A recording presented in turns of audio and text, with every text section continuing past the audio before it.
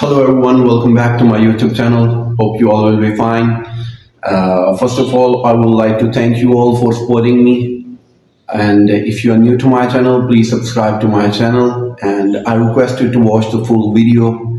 It's me, Zan, the financial analyst, and I will tell you about what's happening in Iraq and when actually the revaluation is happening, and all the news is related to Iraqi dinar revaluation. So without wasting our time, let's start the video. The statement that Iraq and its central bank, CBI, are no longer under the US Treasury's umbrella or under any sanctions, we can explore the historical, economic, and geopolitical implications of this development.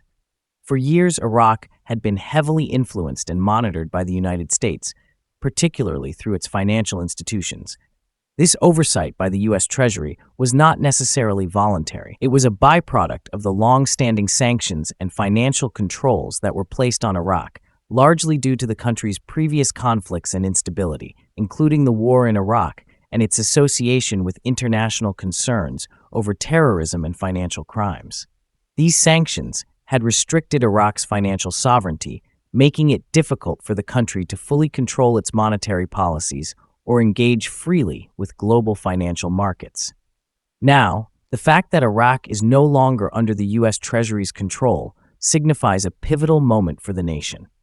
It's a clear indication that the country has met certain benchmarks required by international organizations, including the IMF and the World Bank, which often collaborate with the US in monitoring and managing global financial systems. By stepping out from under this umbrella, Iraq is signaling to the world that it is ready to take charge of its financial future. This newfound financial freedom opens several doors for Iraq. First and foremost, it allows the Central Bank of Iraq to operate more independently.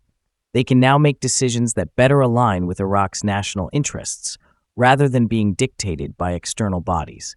This could result in more favorable monetary policies tailored to the needs of the Iraqi people and economy. For example, they might lower interest rates to stimulate economic growth or introduce policies to reduce inflation without waiting for approval or facing restrictions from foreign authorities.